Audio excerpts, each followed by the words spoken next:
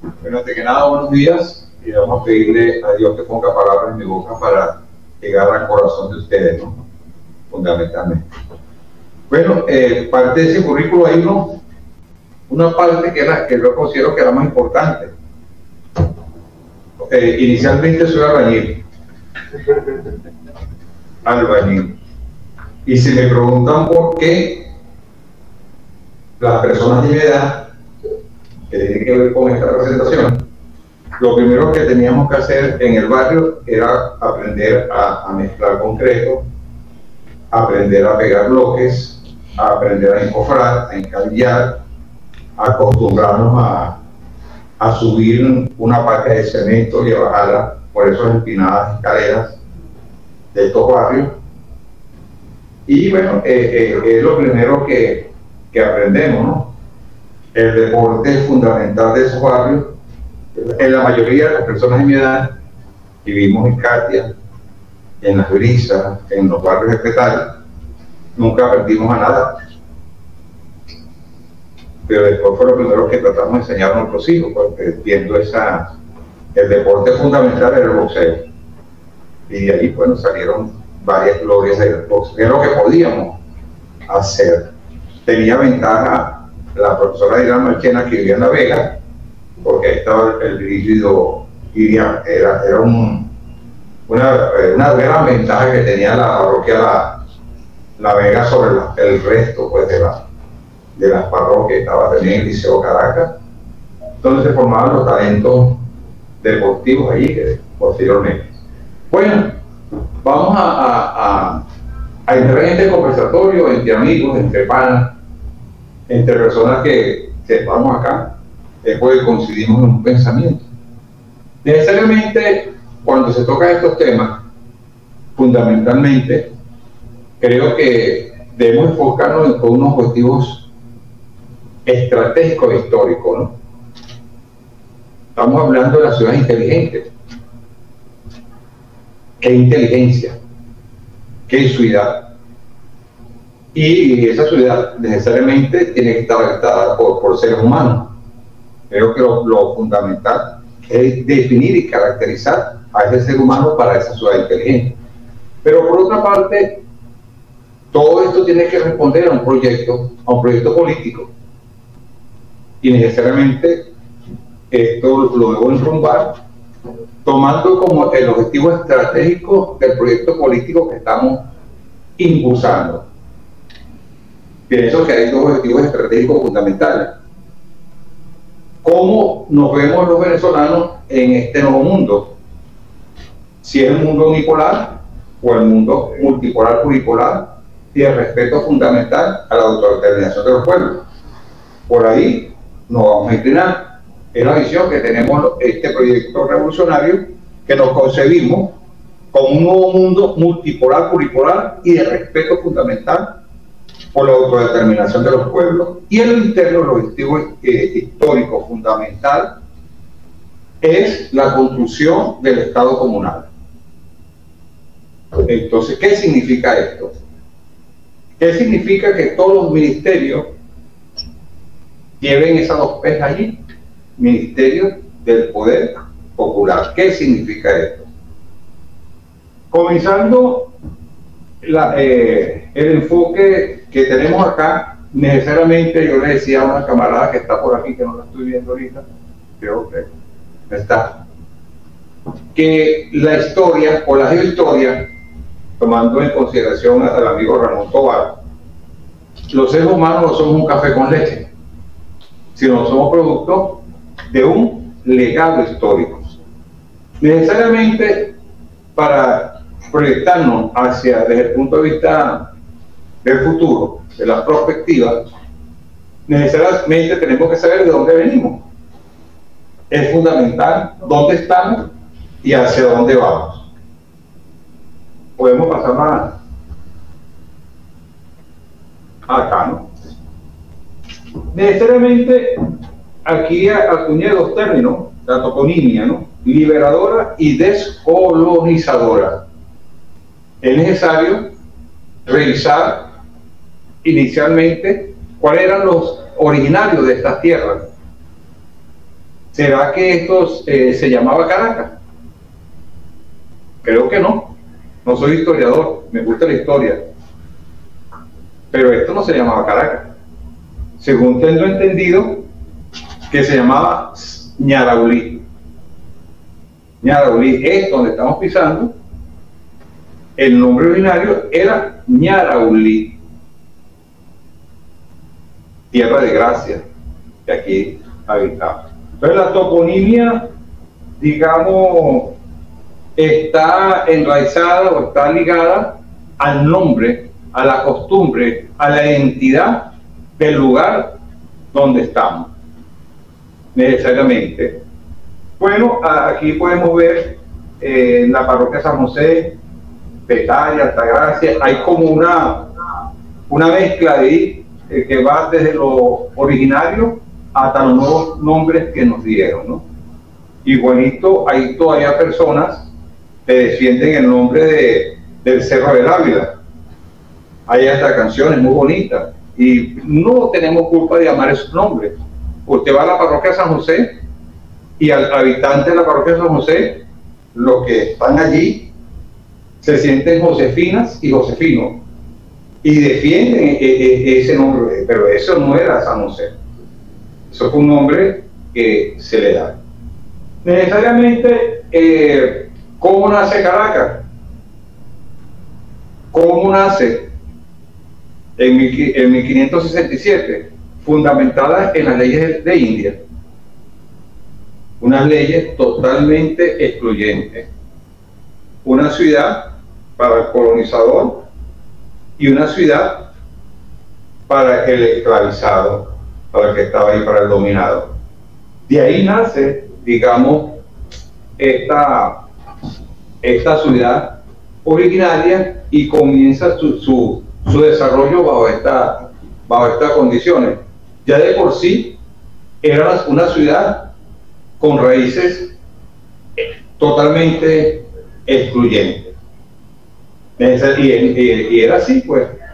Yo digo que en este caso la educación es una ciencia y como ciencia tiene fines y tiene intencionalidades. ¿Y quién le coloca las fines y las intencionalidades? El que tenga la hegemonía del poder. Coloca las reglas para seguir manteniéndose en el poder. Ahora bien, ¿cómo eran los originarios de acá? Yo me recuerdo que en los libros, yo me metía en el libro de historia a leerlos y no era que los leía, era que me metían en las batallas, era que vivía las batallas, era que me identificaba con las batallas, iba hasta allá, ¿no? Ahora, necesariamente, la educación como ciencia tiene fines y tiene intencionalidades. Yo diría que, de acuerdo al materialismo histórico, el primer sistema de organización que hubo fue el comunismo primitivo. No había diferencias de clase.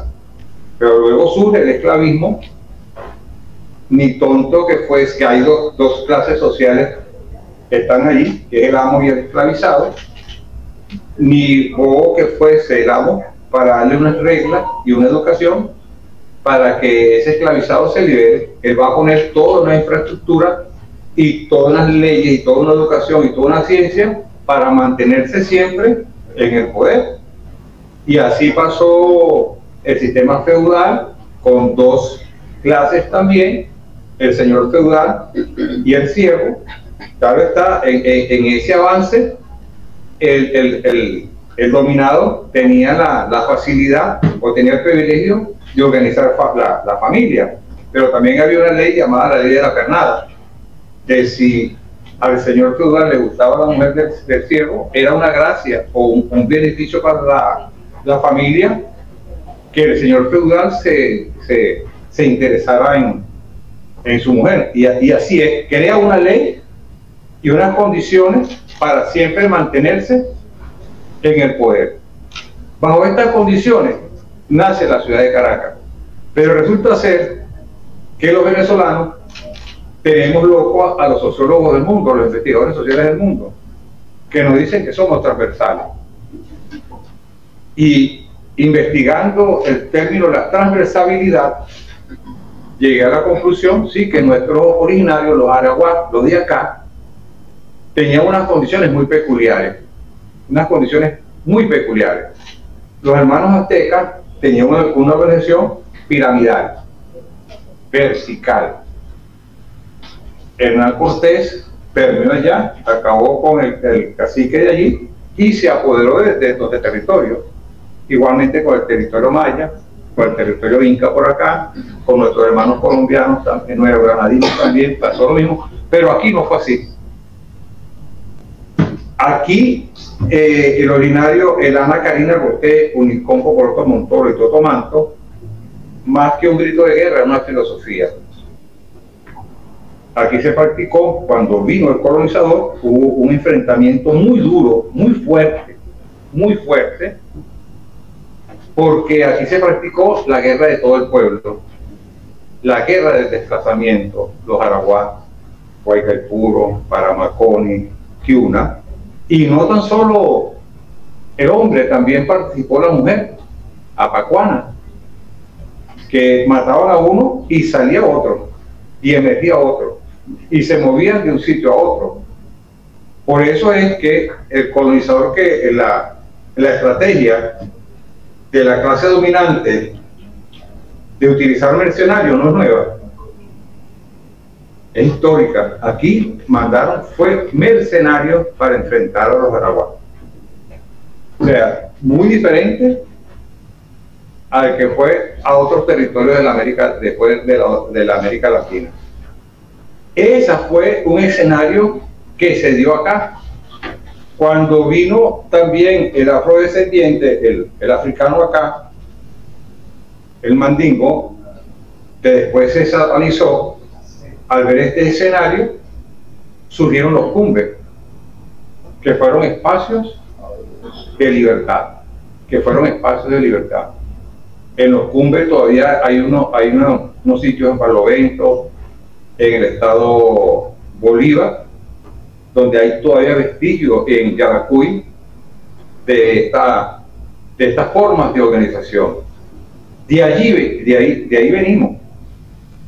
Y por eso nuestras raíces, ¿no? Esto implica nuestro comportamiento actual. Cuando dicen, bueno, después de tantos ataques que hemos tenido, de guerra cibernética, de ataques mediáticos, de boicot, de ataque a nuestra moneda, todavía estamos acá y somos la vanguardia de la creación de un mundo nuevo, así como lo fuimos también en el siglo XIX. Pero bajo esta característica de las leyes de India se crea la ciudad de Caracas y gran parte, por favor. Aquí podemos una Caracas colonizada, construida por las leyes de India, una Caracas excluyente, una Caracas de casta, una Caracas de opresión, y bajo esas condiciones, no tan solo Caracas, sino las demás ciudades que se fueron formando a lo largo de todo el territorio nacional. Para el siglo XVIII, Caracas comprendía 300.000 hectáreas y 30.000 habitantes, que es lo que se tenía para ese instante, y iba creciendo alrededor de las iglesias, el centro, alrededor de las plazas mayores, se iba desarrollando. Aquí tenemos lo que es la Plaza Bolívar, era la plaza mayor de Caracas. Por aquí está la hermana y camarada a la cual hice referencia, ¿no? Del movimiento Josefa Joaquina Sánchez, ¿no? Josefa Joaquina Sánchez estuvo presa a 3 cuadras de aquí. ¿Saben quién era Josefa Joaquina Sánchez, no? La esposa de José María de España, ¿no? Fue aquella que anduvo por acá por este territorio caminaron ellos, por este territorio anduvieron ellos, por estos territorios lloraron, en estos territorios cantaron, ¿no? Por aquí. Inclusive he participado en varias obras de teatro, y hay una obra de teatro llamada El machetazo de José Francisco Bermúdez. ¿Sí? José Francisco Bermúdez, cuando la batalla de Carabobo, Bolívar dice: la gloria no es mía, la gloria es de Bermúdez. Y vamos a aquí, una escuálida de esos tiempos, entrando Bermúdez triunfando con su caballo, le lanzó una vasenilla llena de orines. Eso es de rato. Le lanzó una vasenilla llena de orines. Era un hombre de 2 metros casi, un oriental. Saca no el espada sino el machete y le da un machetazo a la puerta, y el machete se le quedó pegado ahí. Tuvo que mandar a una persona esa puerta la estamos buscando como vestigio histórico. Todo eso pasó en estos lares donde estamos ahorita, donde está este prestigioso ministerio y este auditorio. Seguimos, por favor. Bueno, luego de esto hubo muchos movimientos. Está el movimiento de José Leonardo Chirino, está la gesta del Negro Miguel. No fue tan solo acá, ¿no? Pero sí hubo impacto en la guerra de la independencia, un impacto bastante fuerte. Las tierras de Venezuela y la economía se fundamentaba en el tabaco, en el cacao, en el ganado. Y Caracas tenía una zona muy próspera, pero muy próspera. Y los líderes se denominaban los padres de familia.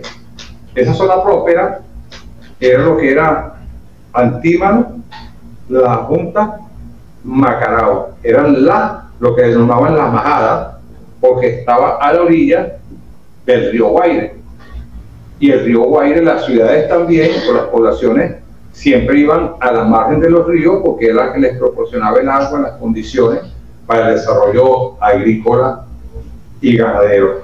La majada, que ubicada allí, estamos en Mora, con ese territorio, porque ahí se libró no una batalla, ahí se libró una masacre.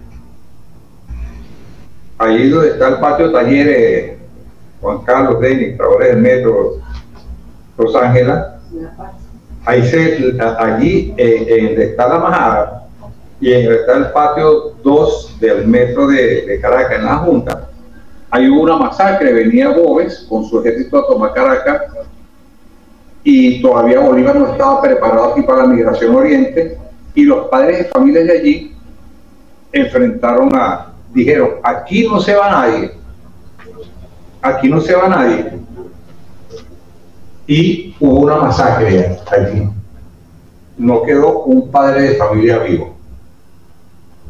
Y Boves tenía una pieza musical que la interpretaba y llamaban el Picarrico. Ahí se cantó el Picarrico. Llamaban a los hijos y a las mujeres para que vieran cómo mataban a sus maridos. Eso pasó ahí. Pero eso permitió 6 horas a nuestro libertador de tiempo para sacar a Caracas, sus pobladores, hacia la migración de Oriente, ¿no? Yo diría que ahí donde está la majada, lo que esté cerca del amigo Namón Fernández, pedirle que se levante un monumento histórico allí. Estamos en deuda, porque mucha gente no conoce de este hecho histórico que se libró ahí en Macarao, en la Junta, y que creo necesario que debe ser reivindicado. Por una parte murieron los hombres, pero por otra parte las mujeres, viendo cómo mataban a sus maridos allí. Eso sucedió. Bueno, hubo un impacto fuerte en la guerra de la independencia, ¿no? fue tanto el impacto que se dio que algunos generales que acompañaron a Bolívar en la guerra de independencia, hubo un momento que le dijeron: mira, Bolívar, por culpa tuya, por culpa de tu bendita independencia, mira cómo está el país. Ya había unos focos de extracción en ese proceso de la independencia, ¿no? Es allí cuando Bolívar expresa: me ruborizo al decirlo, la independencia es lo que hemos alcanzado después de 10 años de revolución, pero esa independencia nos permitirá alcanzar todos los demás. 1828. De allí que nuestro comandante eterno Chávez toma como objetivo histórico y hace remembranza de ese pensamiento de nuestro libertador, ¿no? Que la independencia y la soberanía es lo que nos va a permitir a nosotros desarrollarnos. Y va a ser todo lo que nos hemos pasado. Y hay veces que en nuestra familia todavía no entienden ese proceso, ¿no? Pero la independencia, y ahorita, así tal cual, como fuimos vanguardia de la liberación de la América Latina en el siglo XIX, y así lo expresa también nuestro libertador cuando indica, pareciera ser que los Estados Unidos están destinados por la providencia para plagar a América de hambre y miseria en nombre de la libertad. Pero pareciera ser que estamos destinados, los nativos de esta tierra, a ser vanguardia de liberación de los pueblos. Pareciera ser, así lo entiendo, que si en aquel momento fuimos la vanguardia de la liberación de la América Latina, ahorita somos la vanguardia para la construcción de un mundo nuevo. La barra como que nos la pusieron más alta, ¿no? Y hago una pregunta acá: ¿están muy dispuestos a brincar a alcanzar esa? Yo sí creo, a esta edad y como sea, y así lo han demostrado fundamentalmente. Esta es una revolución feminista. Y así lo entiendo, ¿no? El impacto de la guerra, de la independencia, fue duro a la economía, fue muy duro. Digamos que gran parte de nuestra población dio su sangre por esta de la independencia, y igualito lo expresaba Bolívar. La mitad de los venezolanos hemos dado nuestra vida por la independencia, y los que quedamos vivos estamos también dispuestos a seguir luchando. Y por eso lo decimos acá, a pesar de todo el acoso que hemos tenido, a pesar del grupo, de la guerra cibernética, la guerra de cuarta generación. Yo creo que ahorita ya no es cuarta generación, es una guerra de quinta generación, ¿no? Que se libra ya no tan solo con los fusiles, ¿no? Sino es una guerra que aquí en la conciencia, en lo cognitivo, que nos hace ver que lo malo es bueno y lo bueno es malo. Y aquí, bueno, este ministerio tiene una gran responsabilidad, junto con el Ministerio de Educación, de seguirnos formando, porque la guerra es una guerra cognitiva, es una guerra afectiva. Entonces, el otro impacto fuerte fue el terremoto de 1912, que siempre, lamentablemente, yo soy cristiano, pretendo lo que uno camina un poco, pero las religiones han servido como mecanismo de dominación de los pueblos.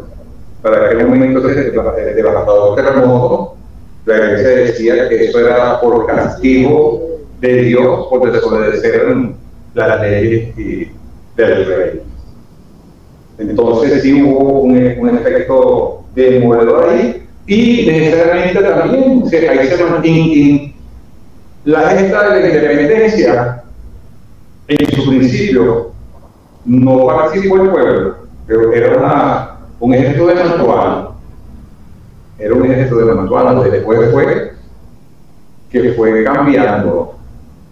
Inclusive el año de 1814, cuando sucedió lo que estoy empezando de la Junta, año terrible para Venezuela, quienes vencieron al ejército de la independencia venezolano comandado por Loboya, porque él incluyó al negro, al indio, con todo lo que puede haber sido, fue un ejército de venezolanos, no fue un ejército español quien venció, y porque se tiene la primera y la segunda república, nuestro libertador, en el manifiesto de Cartagena y después en Jamaica, hace una evaluación de por qué perdimos esa primera y esa segunda república. La segunda república la perdemos en Burita, ¿sí? Que a pesar de que Saraza mata a Boy, la batalla se perdió, y como ella se perdió, la segunda república fue un efecto bastante difícil, ¿no? No había la incorporación del pueblo en la lucha por la independencia. Porque decían, y eso fue lo que permitió después la incorporación del pueblo, fue la que nos permitió después el triunfo y el alcance de la tercera república. Podemos continuar por acá. Bueno, continuamos otro momento histórico que fue el momento cuando estuvo por aquí Antonio Guzmán Blanco, pionero de la modernización, ¿no? Pero siempre buscando lo eurocéntrico, ¿no? Como referencia a la cultura francesa, y se desarrollaron en el Palacio Federal, en el Capitolio, el Teatro Municipal, en Maracaibo, el Teatro Barán, las líneas de ferrocarril nacional, el Palacio Nacional, la Basílica de Santa Teresa, el Parque de Carvalho. El primer momento de la migración fuerte se da a partir de 1920. ¿Y por qué esa primera oleada? ¿Por qué esa primera oleada? Bueno, eso responde a que el petróleo se comienza, no fue en Oriente ni en el sur, que fue en el estado Táchira, por la petrólea. Ese espacio ahí era una familia, la familia Pulido. Desconocen el mandato del Libertador cuando el Libertador expone que todo lo que había sobre su suelo formaba parte del patrimonio de la nación. Ellos desconocieron eso y empezaron a otorgar concesiones a las empresas nacionales. Vendieron todas esas concesiones. Fue cuando las empresas nacionales hacen presencia en el país fuerte, y esta investigación,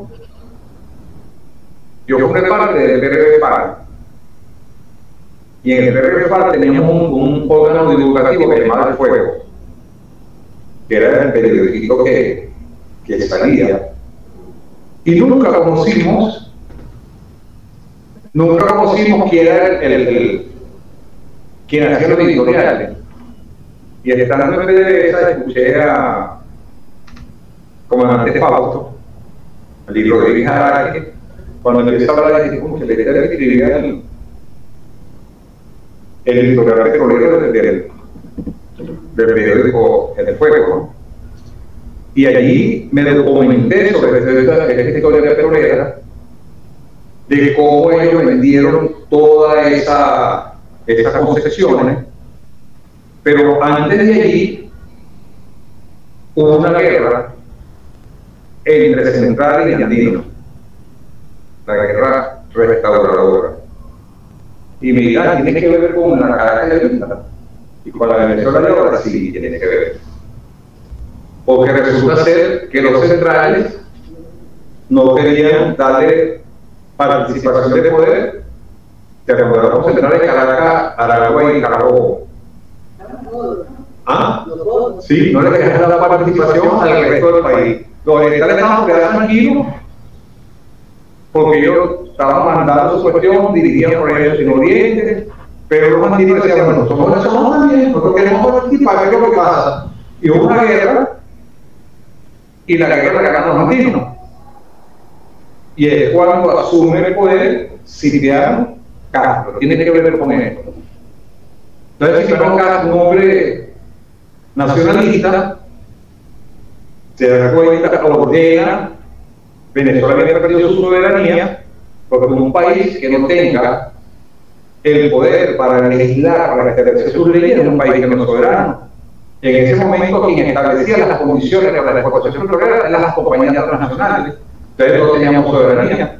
Si Pablo Castro retoma esto, ordena a través de la exploración los pagos de los impuestos, y en 1901 crea la ley de minas. Esto de ahí era el cabildo, el dictador, el malo, el maluco, y con la anuencia de los Estados Unidos le da un golpe de Estado en 1908.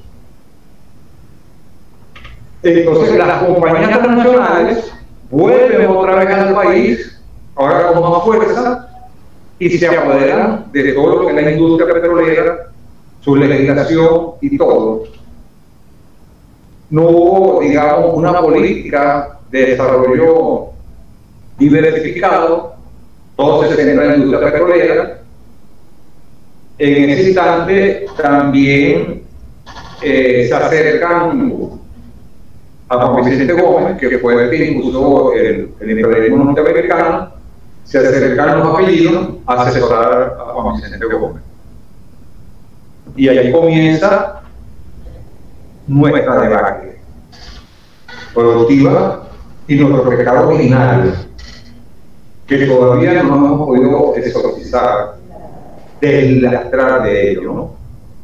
Es cuando ellos le recomiendan, la familia Mendoza, los Machado, que se acercaron allí, tuvo también otros eminentes asesores, pero que no tuvieron el peso que tuvo esta familia, porque ellos le quitaban prestado al Estado, y fue cuando comienza la economía de puertos. Nosotros no tenemos por qué, sale más económico importar que hacer. Y tiene que ver eso con lo que pasó ahorita con los barrios de Caracas, ya vamos a ver que sí. Ahí comienza en 1920, se atiende la industria, la parte agrícola, la parte pecuaria, el campo, la ciudad, y comienza la migración hacia las grandes ciudades. Fundamentalmente vamos a hablar en este caso de Caracas. En 1924 hay un plan de ordenamiento, y en 1951 también hubo un plan de ordenamiento de las ciudades, tomando en consideración ciertas variantes, ciertos indicadores que permitieran un desarrollo. Pero ¿cuál iba a ser ese desarrollo? El desarrollo de la clase dominante. La ciudad para nosotros y la ciudad para el pueblo. Y así, porque ellos eran los que hacían los planes. E igual cuando yo les digo, en el sistema esclavista, ni pendejo que fuese el amo, para dar una educación al esclavizado, para que se libere, que le ha dado una educación para la opresión, para mantenerse siempre en el poder. Igualmente, estos planes de la nación, donde ellos hacían, estaban orientados a ganar espacio. O sea, ganar espacio, a ordenar la ciudad para ellos, ¿no? Entonces, los dos planes no se diferencian mucho. Hay unas variantes, pero que no son muy significativas. Pero sí hubo ordenamiento, sí hubo un ordenamiento. Pero hubo un ordenamiento para mi abuelo, no. Pero mi abuelo no vino para Caracas, mi abuelo se quedó en allá, o murió por allá. Pero su hija, mi mamá, sí se vino. No digamos en 1920, pero se vino a finales de 1938, 40 para Caracas. Y vamos a ver, por favor. Ajá. Luego de esto, aquí presento estas cifras de cómo se fue moviendo la identidad poblacional de Venezuela. Como vemos, en 1936 el 65.3% era rural y urbana 34%, ¿no? Y en el 41, 60 y 39, aquí en el año 50, ¿sabes? Es cuando verdaderamente ya comienza Venezuela a perfilarse como un país urbano. Y en el 61 hubo un salto. Antes del 61 ya era una ciudad, una Venezuela urbana. Y aquí muestra hasta el 90, ya en el 1990 ya vemos como el 84,1% ya un desplazamiento hacia la zona urbana. Este momento del año 1961 es muy importante. Recuerden que en el 1958-59 se ha el proceso de la Revolución Cubana en Cuba. Cuba era un país, para ese tiempo, era un país rural, no era un país urbano, porque Cuba se movía de la exportación de la caña, de la parte agrícola, de la siembra, era un país urbano. Fidel, cuando va al proceso revolucionario, la fuerza motriz del movimiento revolucionario cubano era el campesinado. En los años 60, el movimiento revolucionario se inspira en el movimiento cubano y se va a las zonas rurales, cuando ya Venezuela no era un país rural, sino un país urbano. Por lo tanto, había consignas pintadas en Caracas que decía: pueblo, arma y lucha. Pero el pueblo arma y lucha, así como de repente en los años 1809, 10, que le decían: vamos a participar en la independencia de Venezuela. Pero digo, ¿por qué? Si yo le debo decía a mi amo, me da casa, me da comida. ¿Ves? Era difícil entender el pueblo que después de este proceso de la independencia. Igualmente pasó en el año 61. Había mucha gente que quedó en las zonas rurales de Venezuela. Hay un caso emblemático que es el Chema Saez. No sé si ustedes saben quién fue Chema Saez. Chema Saez fue el hijo del gobernador de Falcón, Adeco, y el Chema era revolucionario. El padre, cuando le informaron que había caído su hijo en combate en la sierra de Falcón. O sea, parte de la historia nuestra, ¿no? En el año 60, esto obligó a que la Fuerza Armada de Liberación Nacional, en el 68, hiciera un viraje en lo táctico, no en lo estratégico. Por eso es cuando en la tercera disertación hablé de los objetivos estratégicos del proceso revolucionario, que siempre lo tenemos que tener presente. Un objetivo estratégico del proceso revolucionario es el mundo, cómo concebimos el mundo. Lo concebimos como el mundo multipolar y pluripolar. Y esto, si se pierde eso, ya deja de ser revolución. Y un objetivo estratégico al interno nuestro es el Estado comunal, para darle vida al artículo 5 de la Constitución y al artículo 3 de la Constitución y al preámbulo de la Constitución. Es el pueblo mandando. Yo aquí sufrí mucho en estos ministerios, cuando estuve como director general varias veces. Yo me recuerdo en el Ministerio de Educación, cuando venía la gente con sus proyecticos a presentarlos, y yo escuchaba que mis compañeros decían: oye, ¿qué se cree esa gente, vale? Aquí el ente rector somos nosotros. De ya, ojalá que esa conducta no siga prevaleciendo en nuestras instituciones, que no nos veamos como funcionarios, sino como servidores públicos a la orden de nuestro pueblo. Eso es un mandato de nuestro proceso revolucionario, el pueblo gobernante, cambiando al Estado. Es un nuevo concepto de pertenencia social. La pertenencia social entendida para lograr ese objetivo estratégico es que la realidad cambia el poder constituido. Pretender cambiar desde el poder constituido la realidad, que tú no la comprendes, es un error. Hay una relación dialéctica que tiene que estar allí, pero es la realidad la que debe cambiar. Y es una lucha que yo he tenido acá cuando me ha tocado, fuerte, porque para allá debemos ir. Yo creo que esta discusión del bloque histórico para allá nos debe empujar.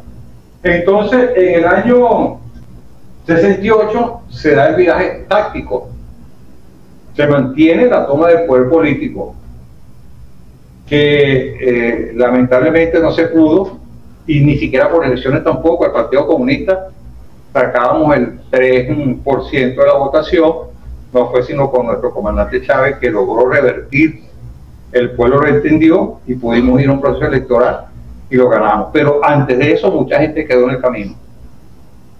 Con ese viraje táctico, lo menciono acá, es cuando surge digamos, el Frente Nacional de Cultura. El Frente Nacional de Cultura es cuando los sindicatos también, comienza el PRB como brazo político de la FARC en los sindicatos, en las ciudades, y hay un desplazamiento inclusive de los jóvenes revolucionarios de la Universidad Central de Venezuela, la Universidad de Carabobo, a trasladarse a los barrios. Y ahí hubo ese encuentro. Yo soy del Niño Jesús, ahí los recibimos a los muchachos de la Universidad Central y de otras universidades que se acercaron a meterse a hacer política allá en las comunidades. De ahí surge el Frente Nacional de Cultura, surge el teatro sociodramático, el teatro psicodramático, que no teníamos guión. No teníamos guión, no podíamos tener guión. Una, por razones de seguridad. A que encontraran con un guión de teatro, era muerto. Y pasó, yo una vez estábamos reunidos con Arcilio Reina, un viernes, y el lunes ya estaba muerto. Y eso pasó mucho en nuestras comunidades, ¿no? Ese acercamiento, ¿no? En el Frente Nacional de Teatro, por aquí uno de los pilares fue Yolando Conde, que era el que nos dio esas luces de ese teatro, ¿no? Ahí se da mucho el fin justifica los medios. No es como ahora, que cuando vamos a una movilización lo primero que se pide es la logística, ¿no? Nosotros la logística teníamos que buscar a nosotros como hubiera lugar, nuestros medios de comunicación, el multígrafo, la plancha, para poder sacar nuestras publicaciones, ¿no? Allí el teatro psicodramático, por ejemplo en Katia surgió el grupo Vima, que era barrio Isayamena Garita, el grupo Barnigé, barrio Niño Jesús, y estos frentes culturales se dieron también en el cementerio. Hubo un movimiento fuerte cultural en el cementerio, en el Guarataro, en Isayamena Garita, y hacíamos encuentros de teatro popular, de teatro de guerrilla, de teatro a la calle. Dentro de ese grupo, muy pocas personas quedamos yo era un chamo y ya tengo 72, la mayoría me llevaban 10 años, ya no están por acá, no hay vestigio de ese hecho histórico, ¿no? Inclusive participé en una obra de teatro, porque cuando venían y siguieron viniendo del oriente, de los Andes, y estos muchachos que iban llegando nos decían: "Cúnchale, los Andes bellísimos, Maracaibo es bellísimo, Sabanauchil es bellísimo". Y nosotros le preguntamos: "¿Y por qué si vienen?". Porque no aguantamos estar por allá. Y se venían a Caracas a convivir con los que ya estábamos acá, conocidos de la primera migración que se dio. Ahí surgió una obra de teatro en la cual participé, llamada Del campo a la ciudad. Del campo a la ciudad. Y ahí se ven los matices de lo que fue el impacto en nuestro barrio de la Revolución Cubana. Nosotros nos llegábamos a las zonas rurales, compartíamos con ellos, estudiábamos la realidad, y eso lo llevábamos al teatro. Hay una obra que se empezaba así: "Levántate, campesino, ya empieza la explotación, los gallos están cantando, para que el don viva mejor, Los gallos están cantando para que el don viva mejor. Levántate, campesino, hagamos revolución. Sigue el ejemplo cubano y me darás la razón. Levántate, campesino. Esa era una obra de teatro llamada Del campo a la ciudad, que estudiábamos las condiciones que había en el campo y luego acá en la ciudad, las razones por las cuales obligaban a nuestros hermanos a venirse a la ciudad. Después hicimos otra obra de teatro llamada La Familia García. La Familia García era una parodia de cómo se desintegraba la familia campesina cuando llegaba a Caracas, sin ningún tipo de asistencia, sin nada. Unos salían adelante, estudiaban, pero la mayoría se perdía en el camino. Se perdía en el camino. Bueno, en los años, como lo dice acá, en los años finales del 36, 38, 40, llega a Caracas, esos 39.4%, que era bastante, casi 1 millón de personas o más. Ahí estos números son números cuantitativos, ahí no están los cualitativos. Y les digo esto, lo que estoy expresando acá, más que todo viene de la oralidad, de cómo me contaban mis tías, mis tíos, mi mamá, de cómo vivían allí. Este 39.4%, ¿sabe a dónde se vino? A un barrio que comenzaba en la Plaza Oriari y terminaba a donde ahora es el patio del taller número 1 de Coparte, hasta Coparte. Ese barrio se llamaba el 18 de octubre. Esa cantidad de gente, andino, orientales, llanero. Mi mamá me decía, disculpen, pero es la oralidad, no tengo otra forma de expresarlo, que había una calle llamada El Chivo. ¿Y por qué se llama El Chivo? Bueno, porque un coreano que trajo unos chivos y tenía sus chivos ahí, nos vendía la leche y a veces nos vendía casito de chivo ahí en Caracas. La subía el panadero, un árabe llamado Abraham Rachid, que hacía el pan y lo distribuía ahí, por aquí, donde era el 23 de enero. Todo eso es un barrio. Y ahí no había agua potable ni agua servida. Y el árabe, Abraham Rachid, en una mula, repartía el pan por ahí y llegaba hasta Tacagua, vendiendo pan. La calle La Vaquera, un andino. No sé cómo ese andino se trajo esas vacas, ni explicable, pero ahí están esas vacas. Y era la calle La Vaquera porque había una vaca. Y ahí vendían sus productos allí. ¿Dónde era el sitio de donde se congregaban? En las pilas de agua. 2 pilas de agua que habían ahí. Y eso era gente, mujeres y hombres con una guinda de plata mantequera a buscar el agua a partir de las 6 de la tarde. En esas pilas de agua siempre nos picábamos el ojo, empezábamos a hablar, como somos venezolanos, empezábamos a hacer los perros, de ahí nací yo. Digo yo, así, de ahí venimos. De esas picaditas de ojo, de esas pilas de agua. Y ese dicho que ya no se expresa mucho, ya puede con una lata de agua. Me explico, era porque ya la muchacha, el muchacho, le ponían su lata para que fuese a buscar el agua. Entonces ahí se hacían compadres, ahí se peleaban, ahí se enamoraban en la pila del agua. Cuando llega Pérez Jiménez, una de las primeras urbanizaciones por el silencio, investiguen por qué se llamaba el silencio, de Raúl Villanueva, dice Pérez Jiménez, esto es inconcebible, cómo en la ciudad, la capital de Venezuela, ese barrio tan grande y tan feo y tan lleno de todo.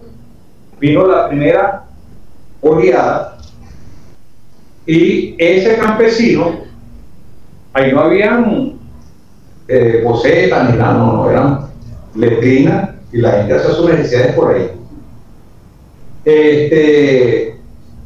Viene Freddy Jiménez y la primera, ese campesino se tuvo que convertir en albañil bajo las órdenes de españoles, portugueses, italianos, que eran los maestros de obra, pues, a desarrollar el proyecto de Raúl Villanueva, que es el 23 de enero, la Montaneta, la Loma de Copati y Cútila. Esa fue la primera oleada que salió de ahí hacia las lomas de Urdaneta, Lomas de Copati y Cútila. La gente intentó llevar hasta sus chivos, sus gallinas, sus perros, aprendió lo que era una poseta, un lavamanos, que no era usual. Por eso la tendencia de orinarse en las escaleras o orinarse por ahí no era porque eran cochinos ni desasiados, era la cultura propia del campo que forzadamente se vino a la ciudad. Pero usted veía los bloques de la Montaneta, nadie lanzaba un pelito por la ventana, se llevaban escondidos en las escaleras, por ahí, para allá. Porque lanzaron un pelito, llegaba la Seguridad Nacional y ¡pam!, plan por esas naves. Y bueno, es parte de, digamos, de la vida de lo que pasó allí. Por favor. Bueno, el 18 de octubre, urbanización 2 de diciembre, ahí están las Lomas de Urdaneta, que fue la primera oleada. Se empezó a poblar en los años 55, 56, fue rapidito. Primera era ingeniero civil. Creo que el récord académico de Pereira se lo tumbaron por el año pasado. Se mantenía con el mejor promedio de la Escuela Militar de Venezuela, creo que hasta el año pasado. O sea, independientemente de todo lo que pasó, lo que sucedió, él no inspeccionaba las obras y le metía corriente. Ahí, en ese bloque que está allí, ahí viví yo, en el bloque 1. Pues formé parte de la primera oleada de ese barrio hacia ese bloque. Bloque número 1 de la Loma de Urdaneta. Y abajo había, eso que ven allí, era el Club Finca, donde ahora está la Escuela Técnica Julio Carcaño. Era eso que está ahí abajo. Nosotros gozábamos un pullero. Yo fui un niño de la calle, ¿verdad? Siempre me gustaba estar en la calle. No me podían agarrar. La historia era brincar cerca de Cuba que está ahí, dar una colita en los columpios, venían lo de la Seguridad Nacional, los fiscales, porque era exclusivo para los trabajadores de Eugenio Mendoza allí. Nosotros veíamos cómo pasaban los banquetes en la fiesta y broma y concha. Y eso después tuvo un estigma, lo que fue la Huracán. Y ese fue un bloque, digamos, un organismo en ese bloque, cuando empezaron las contradicciones de lo que fue el 23 de enero y la atracción por la clase dirigente, fue un foco de guerra. Ahí fue un foco de guerra, una guerra armada dura, pero muy dura. Los niños de allí, ya con 6, 7 años, veíamos cómo jugábamos medio y nos pagábamos con balas. No podíamos prender las luces después de las 6 de la tarde, teníamos que dormir en la cocina y en el piso, porque nos las tumbaban con plomo. Y veíamos, la desesperación era común que la gente se lanzara del bloque. Y veíamos la gente ahí. Pues. En estos días, me recuerdo que me conseguí con un pana que también vivió ahí. Sí, es verdad, eso fue la defensa nuestra. Más abajo, Katia era una ciudad de cines. Había como 15 o 20 cines. El Cine Esmeralda, el Cine Katia, el Cine México, el Peregonal, una cantidad de cines. Y era una zona de burdeles donde está y donde está la bomba abajo, hasta la Plaza Sucre, era una zona de burdeles abiertos. Uno como niño tenía que ver eso. Las mujeres salían casi desnudas al puerto. Y los cines estaban al frente. Y eso lo teníamos que ver. Y lo digo, esa es la oralidad, esa es la realidad. Cuando a mí me dicen de todo lo que me pueden expresar, no, yo lo viví. Y para ir al cine teníamos que ir en medio de enfrentamientos armados.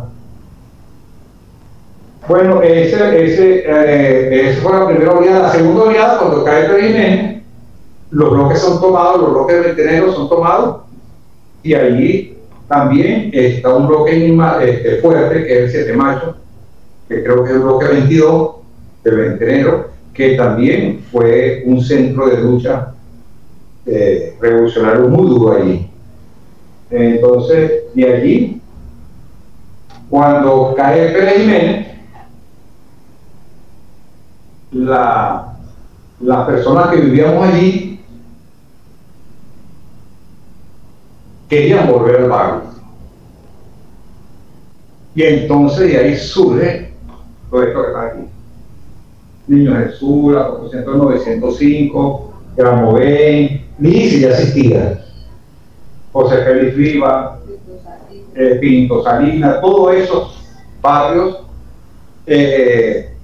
Ya existía Guanataro, existía San Agustín, los barrios de la ciudad, pero los barrios nuevos fuertes fueron a los orientales de la incipiente colonia colombiana, costeña, se va hacia Petare. Orientales se van para allá, los costeños se van para allá, por eso es que en Petare hay tanto costeño y son barrios fuertes para allá. Y los andinos, los llaneros y los zulianos para hacia la zona del Junquito.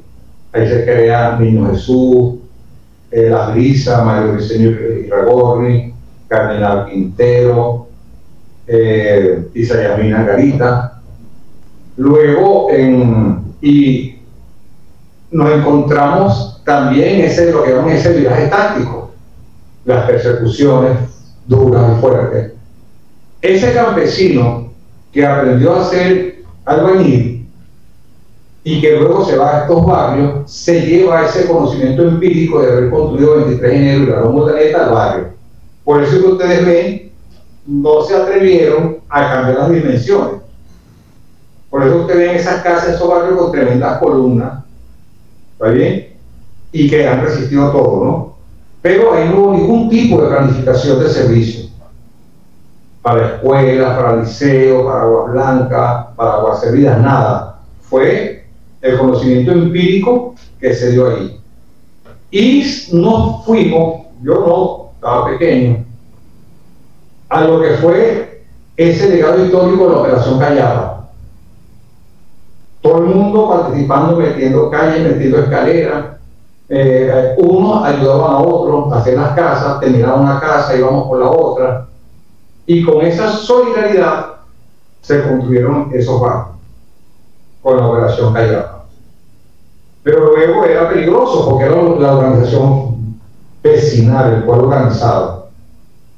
Eso tenía que pararlo. Y entonces surge en el año 61-62 Pro Desarrollo de la Comunidad con Rubén Changuita Muñoz. Surge el Pro Desarrollo de la Comunidad. En este instante, los habitantes de los barrios hacían los trabajos y el contratista cobraba. Se hacían los trabajos, con los anticipos que le daban, compraban los materiales, se fueron haciendo ricos y el pueblo era el que trabajaba, sufría. Entonces, ya yo estaba grandecito allí, vivía en un sitio que tenía que caminar 4 kilómetros para llegar a la escuela. Y un día le dije a mi mamá, yo no voy más para la escuela, eso es muy lejos. Compró un rancho de lata por de abajo y lata por arriba, pegado a la escuela cerca. Yo siempre he sido pretencioso. Entonces yo salía de la escuela y daba vuelta y vuelta y vuelta y vuelta y vuelta para llegar a la casa, para que mis amiguitos no vieran donde yo vivía. Pero ahí, con el viejito andino, que fue el que me crió, él me decía, esto lo vamos a construir una casa dentro de un año, de los dos y su hermano. Y así fue. En un año construimos, yo me di por eso que cuando estaba leyendo mi currículo, yo más que eso soy albañil. Ahora no me gusta la albañilería, pero que tengo eso, fue muy duro, ¿no?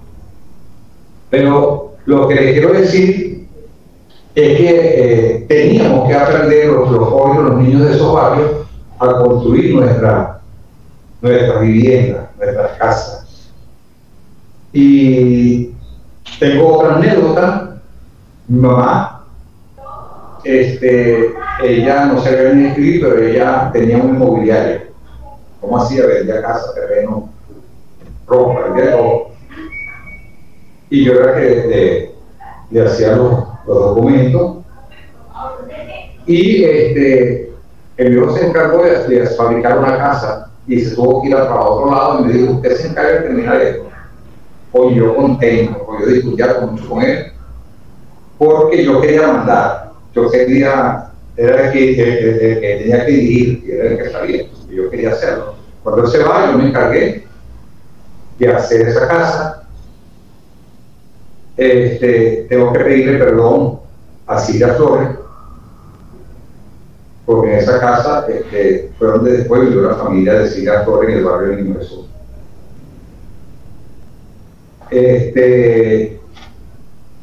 Esa casa empezó a desplazarse. Y el hombre que ordenó, que no estaba pagando, le dijo más que le buscara a alguien que se la comprara. Y mi mamá, no sé si fue ella la que le buscó la compra de esa casa a la mamá de Silvia, pero ahí vivió después la familia de Silvia Torres en el barrio de Niño Jesús. Y yo cada vez que paso por ahí con mis hijos, cuando iba para Monquito, muy orgulloso le decía, esa casa la construí yo cuando tenía 13 años. Y esta también, por el barrio, ¿no? Y esta también, y esta también, y esta también. Y yo decía, pero yo sabía que esa casa se estaba desplazando. Y no se desplazó. Y no fue sino hasta un mes, hace 3 meses, que conocí el ingeniero que salvó esa casa. Porque la casa que yo hice ahí, lo que queda es el frente. Yo a saber un niño de 13 años sobre el estudio de suelo. Le metí 2,5 metros y esta gente le metió casi 20. Y fueron unas casas que está ahí, pero para mí yo decía, esa fue la casa que yo hice, no, el frente nada más. Bueno, le estoy indicando todo esto porque forma parte de la vida cotidiana de cómo se hicieron estos barrios, ¿no? Por ejemplo, ahí hubo planificación en el barrio Niño Jesús, una escuela para 30.000, 40.000, la escuela San Martín. Luego allí, después vinieron el movimiento católico de la teología de la liberación, los padres de Guaitán, los padres revolucionarios, que también hicieron presencia en esos barrios. El padre Emilio Grabló, que yo creo que se merece un reconocimiento del pueblo venezolano, pionero de la Asociación para la Promoción de la Educación Popular, de la escuela prevocacional. En estas escuelas me tocó ser director de esta escuela, 18 años, no porque era bueno, sino porque no había más nadie. Así lo digo yo. Pero era en esta escuela, dirigida por la PEP, por el padre Emilio Grabló. No teníamos quien hiciera el mantenimiento, eran los niños con los maestros, haciendo los pupitres, haciendo los uniformes, haciendo la comida, los alimentos. Era la escuela, la educación para el trabajo, que su origen estuvo realizado en este país por el padre Emilio Grabló, que también fue el creador del pedagogo como el señor Aida Blanco, que funciona allá en Calicuao, que era para formar a los egresados de escuelas técnicas como docentes. Ahora bien, ahí nos formamos en este barrio. Yo quise ser historiador y no puedo ser historiador. Quería ser ingeniero civil, no soy ingeniero civil, soy ingeniero mecánico. O sea, era lo que la vida nos iba dando. También sufrí, y los muchachos de allí, de esta zona rural y de estos barrios, sufrimos lo que fue el decreto 120 de cartera. ¿Saben ustedes cómo fue el decreto 20 de cartera? 120, el cierre de las escuelas técnicas.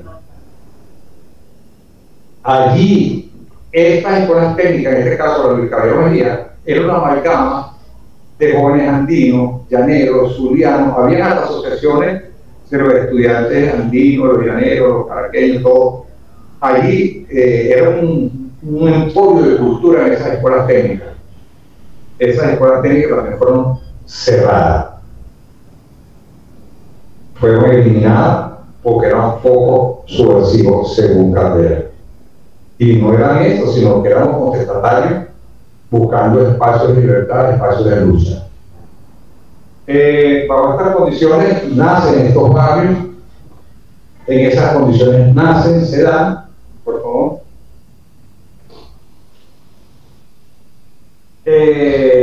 Como les estaba diciendo, la Operación Cayama por desarrollo de la comunidad, el viaje táctico revolucionario es significativo, porque ahí se crearon los círculos de estudio en los barrios, en las universidades.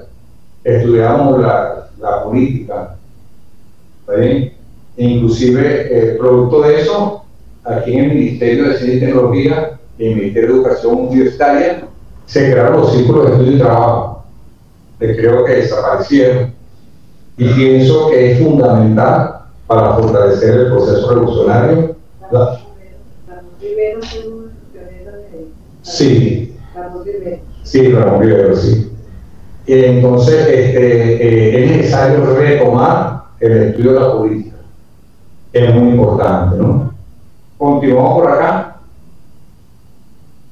Por favor. Llegamos a nuestro comandante Chávez. Cambia la realidad, cambia el escenario, pero sí creo que es necesario hacer una revisión, una crítica constructiva, porque esto tiene que ir acompañado de formación, esto tiene que ir acompañado de educación, esto tiene que ir acompañado del espíritu del artículo 3 de la Constitución, que dice que los principios del Estado se podrán lograr solo con educación y con trabajo. No hay otra manera. Y es allí cuando nacen las grandes misiones educativas, las grandes misiones para el pueblo. ¿Y por qué se origina, por qué Chávez propone las misiones? Chávez propone las misiones porque la estructura de gobierno viene desde allá de la ley de India. Una estructura para mantenerse en el poder. Con la estructura que tenía el Ministerio de Educación, tanto educación básica como educación universitaria, no podíamos incluir a las grandes masas de excluidos. Grandes masas de excluidos porque ya sabemos cómo se originaron estos barrios. Ahí no había espacio para la educación, para nada. Es más, les cuento que las excepciones que se daban, y no sé si todavía se estará dando, ¿no? Las misiones educativas, por ejemplo, la misión Rivas, porque hay veces cuando nos dan un cargo, nos hacemos dueños como de los espacios. Los estudiantes de la misión Rivas y de educación de adultos no tenían derecho a utilizar los laboratorios de los estudiantes del día. Eso no es para los muchachos del día, eso no, aquí educación de adultos no lo digo porque yo fui director general de educación de adultos. Y es una lucha que ahí estaba, no sé si se mantiene. No sé si se mantiene. Y siempre, y sigo siendo subversivo. Peleando en el ministerio, yo quería, porque entiendo el papel de la mujer, y en este caso la mujer venezolana, por formar sus hijos, por echar adelante. Y hubo dos espacios fundamentales donde la mujer se refugió, la mujer abandonada por el marido, para mantener los hijos. Uno, Lidia 3. Uno, que estudiaban como enfermeras auxiliares. Fueron un contingente de mujeres que hacían curso de enfermería auxiliar. Otras que trabajaban en la casa, como servicio de casa, ¿no? Y un contingente más o menos numeroso en los burdeles. Y no iban a los burdeles porque querían, sino para mí, eran yo quise meterme en la misión Sucre en los burdeles, porque lo veo de otra forma, de otra mirada. Era el rescate de allí. Y no se trata de marginarlas, sino se trata de reivindicarlas y ponerlas en el sitio que se deben, no cuestionarlas. Porque lo que vivimos en los barrios, sí sabemos por qué siguieron allí. Como alternativa. Sí, pero eran las que más sufrían. Porque a veces trabajando como servicio de familia no les daba. No puede decir que otra que le pueda gustar esa vida, no sé. Pero de origen, lo que sí vivimos ahí sabemos qué pasó. Y fue una lucha constante de romper las estructuras del poder para poder reivindicar. Les digo algo, ¿no? Cuando se propuso en las grandes misiones se dan porque la estructura no permitía la inclusión. Y lo viví. Cuando Chávez nos decía, quiero que el pueblo estudie lo que quiera y en su territorio, una cosa es decir y otra cosa es operacionalizarlo. Pretendimos hacerlo con los programas de las universidades, pero los programas de las universidades estaban dirigidos a los jóvenes y no permitía, digamos, flexibilidad para que se pudieran incorporar. Arrancamos con 110 programas y no pudimos. Lo bajamos a los 28 y no pudimos. Lo bajamos a 48 y no pudimos. Arrancó la misión Sucre con 21 programas. Y luego, en programas emblemáticos, tales como el programa de Medicina Integral Comunitaria. Este programa de Medicina Integral Comunitaria de la misión Sucre se da porque cuando se creaba algo adentro, yo le digo que mataron a una médico y agredieron a otro médico cubano y estábamos a punto pues de irse. Yo hablo con el viceministro Andrés Ruiz. Yo amo a los médicos cubanos, los quiero, y aquí a veces lo decía, ahora lo ratifico también, los quiero y los amo. Porque también Chávez nos enseñó a decirle, a que yo le puedo decir a Denny, te amo. Hermano, te amo. Antes de Chávez, tú le decías a otro hombre te amo y era marido. Fueron rompiéndose paradigmas, ¿no? Donde es el amor fraterno, es el amor entre hermanos. ¿Está bien? Es el amor fraterno. Entonces, este programa se da porque lo consideramos que era un programa de Estado. La salud pública es un problema de Estado y se da. Si ustedes, y bueno, nos llevaron a la Asamblea Nacional, nos cuestionaron allí, nos enfrentamos con la Federación Médica y ahorita se han graduado 45.000 médicos que están ahí. Y les digo esto, le decía a David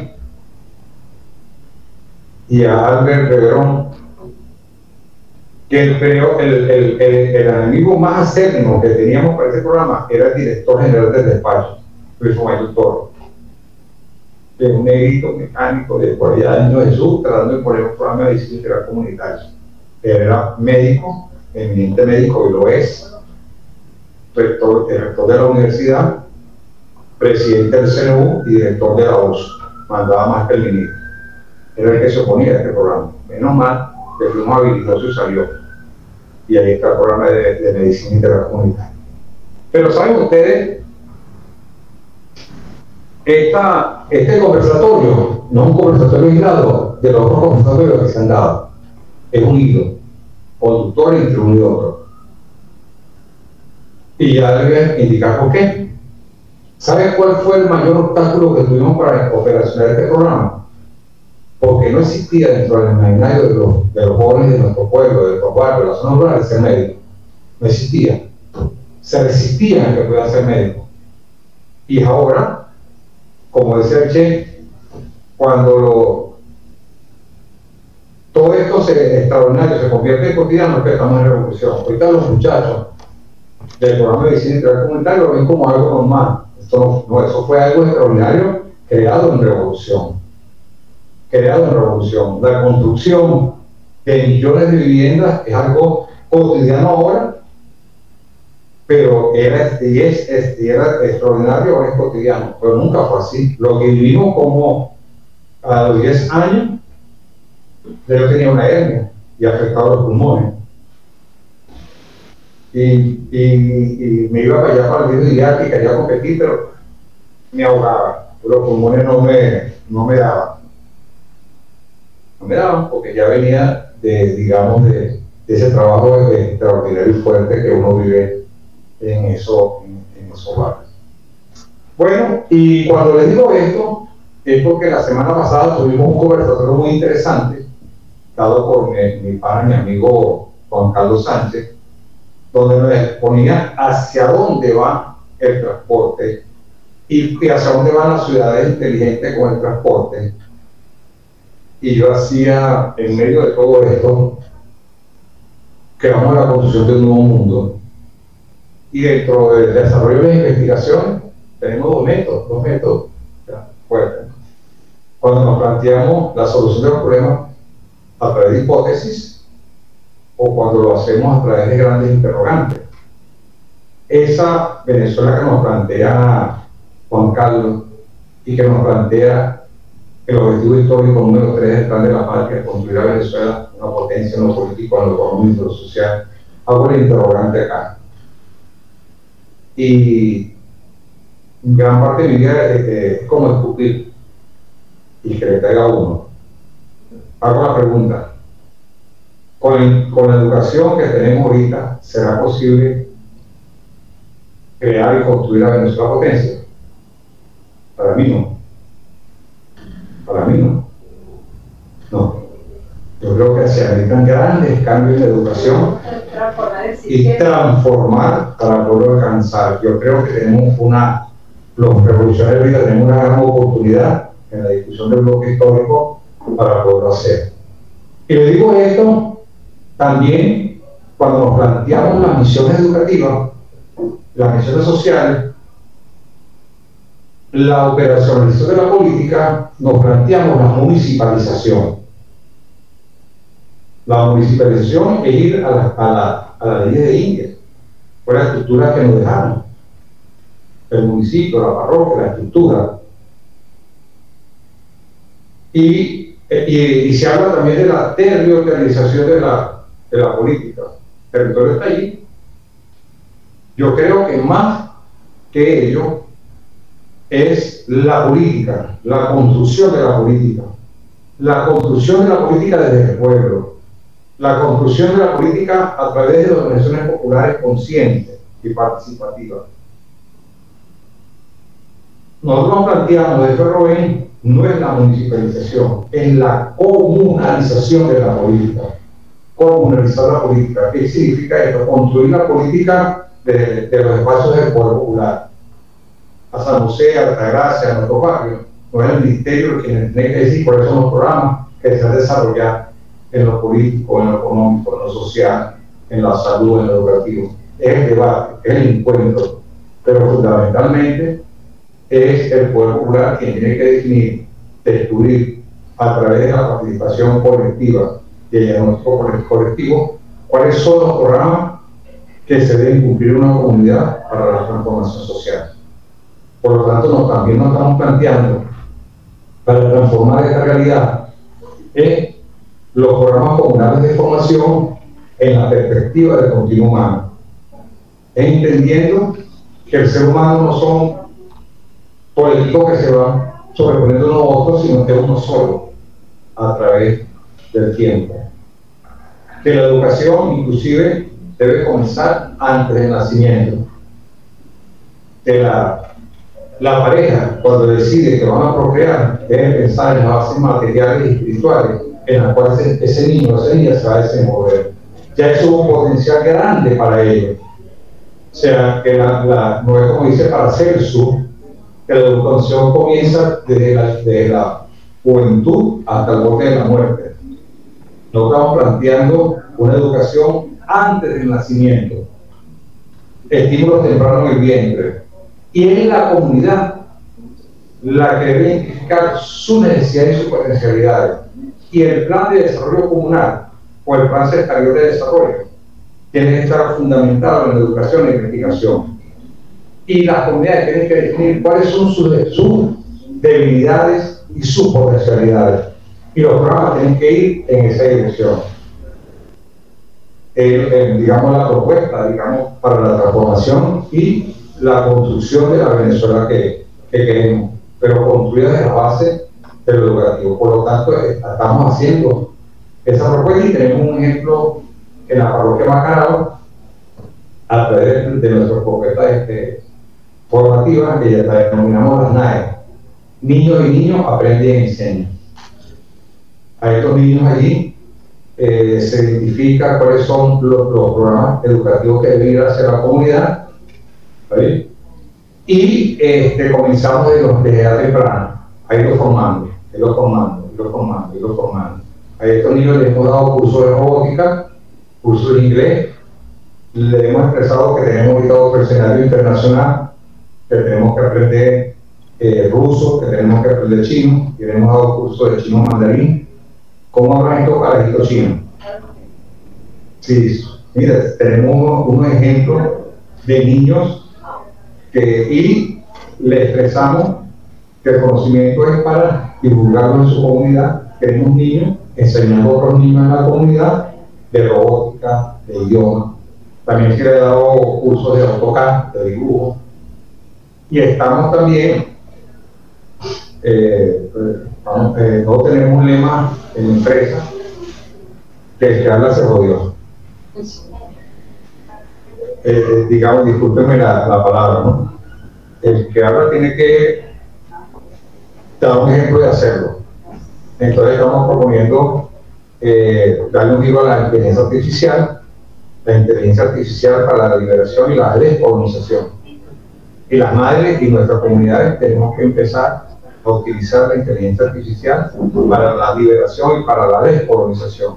Es un tema que también estamos trabajando allí. Ya parte de este ejemplo de estos niños, en la parroquia Macarao de la Junta, uno de los programas fundamentales tiene que ver con el transporte. Y ya se aprobó la especialidad de transporte multimodal, con 5 menciones. Estamos proponiendo otra mención, que es la parte de electromovilidad. Ya hay un primer grupo de niños que nos autorizaron el programa de ferroviario en la Escuela Técnica Francisco Fajardo. Y lo aprobamos también en la Escuela Técnica Rafael Vega de Catia. Lo arrancamos en Aragua. Aragua, ¿qué quiere decir la Venezuela potencia? Bueno, Aragua tiene que ser la Venezuela potencia en aeronáutica y en textil junto con Carabobo.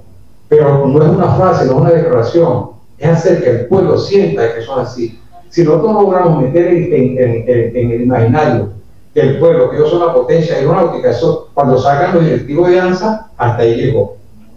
No, tiene que ser de carácter permanente, es empoderar al pueblo. Por ejemplo, las 5 parroquias, la parroquia La Pastora, Altagracia, San José, San Bernardino, La Candelaria, Recreo, su potencialidad es el área de la salud. Pónganse a hacer un inventario de la cantidad de hospitales y centros de salud que hay en esas 5 parroquias. No hay espacio en Latinoamérica con tanto potencial en salud como ese, pero los equipos no funcionan. No, pero no lo hay.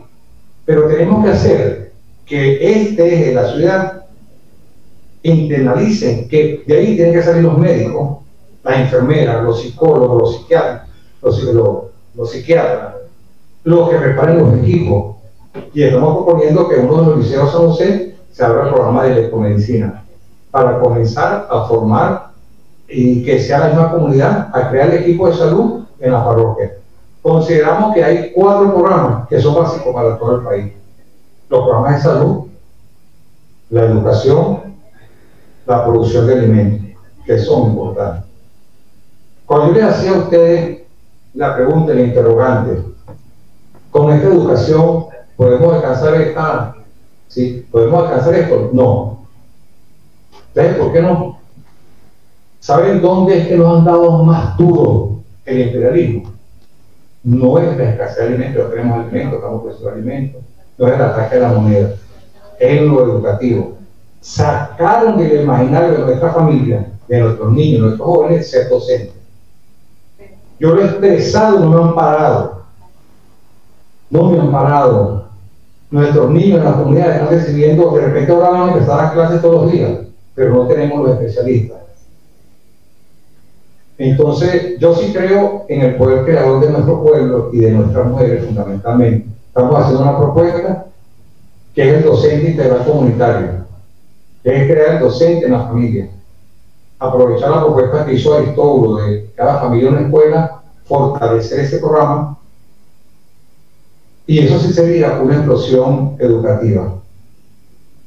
Eso sería una explosión educativa. El docente integral comunitario, formar el docente en la comunidad con 4 componentes: componente pedagógico, componente de evaluación, lo que es la formulación de proyectos comunitarios, digamos, tiene que ver que este docente va a acompañar a la comunidad en la formulación y seguimiento con todos los proyectos comunitarios, inteligencia artificial y análisis de la coyuntura, que es la parte de la formación política. Y sería bajar la política de Estado directamente a la familia. No es que vamos a eliminar la escuela, sino que se va a complementar la escuela y familia. Es un fortalecimiento, una propuesta que la hago a ustedes para que se haga esto. ¿Por qué lo más grave? Pues en las condiciones que tenemos ahorita no hay. La universidad pedagógica tiene un artículo 0. Y sí tendríamos que ir, cuando yo les estoy indicando a ustedes que uno de los nudos críticos más grandes del programa de medicina integral comunitario era que no existía en el imaginario de nuestro pueblo, nuestros jóvenes que pueden ser médicos, tuvimos que darle incentivo. Incentivo una beca, tuvimos que darle beca. Teníamos que darle la bata, los escopopios, la herramienta, los libros. Hasta un carrito se les prometió y se les dio a algunos de estudiantes. Yo sí creo que así como hace Padrino López, nuestro comandante ministro, que hace un llamado para incentivar la participación en el alistamiento militar, que dice joven venezolano, bachiller, tiene una gran importancia. Yo creo que tenemos que irnos a una campaña grande de rescate del imaginario de nuestros niños y nuestros jóvenes hacia la carrera docente. Atacarlo por ambos lados con esta propuesta. Bueno, necesariamente, por otra parte, las comunidades sin producción no llegamos a ninguna parte. Entendemos que estamos en una guerra, así lo sentimos, y que tenemos que estar ordenados para la guerra. Los equipos, tenemos que hacer un inventario de equipos, dónde están, en condiciones están para la parte productiva, de materia prima, de talento humano, para poder, digamos, dar respuesta. Y formar a nuestro talento humano en las áreas prioritarias para el país. Por decirles a ustedes, cuando permean los apellidos a Juan Vicente Gómez, se nos condenó a ser productores de acero primario y aluminio primario. Se llevan el aluminio y el acero, le dan valor agregado afuera y aquí no mandan los productos. En Venezuela no se producen los aceros primarios. Cuando a mí me ordenan o me piden que haga una pieza, me dice cuánto nos vamos a ahorrar. Cuando la persona me dice cuánto nos vamos a ahorrar, yo ya está pelado. Porque no podemos, que no es una cuestión de costo, de precio, es una cuestión de soberanía. Nosotros no podemos competir con los chinos en cuanto a producción de acero, nos llevamos una ventaja. Es más, nuestros hermanos colombianos producen sus aceros. No es el mejor acero, pero es el acero que producen ellos para dar respuesta a sus necesidades. Aquí nos cayó a coba que eso es imposible, que eso no se puede. Sí se puede. Y tenemos que hacerlo. Otro nudo crítico que tenemos, es que no se producen los componentes electrónicos. Tenemos que ir a la física de estado sólido. Bueno, me gustaría seguir conversando con ustedes esta cháchara y tendremos otra oportunidad, estoy a la orden, para que en algunas comunidades que quieran llevar esta presentación lo podemos hacer. Que Dios les bendiga y que pasen buenas tardes. Buenas noches.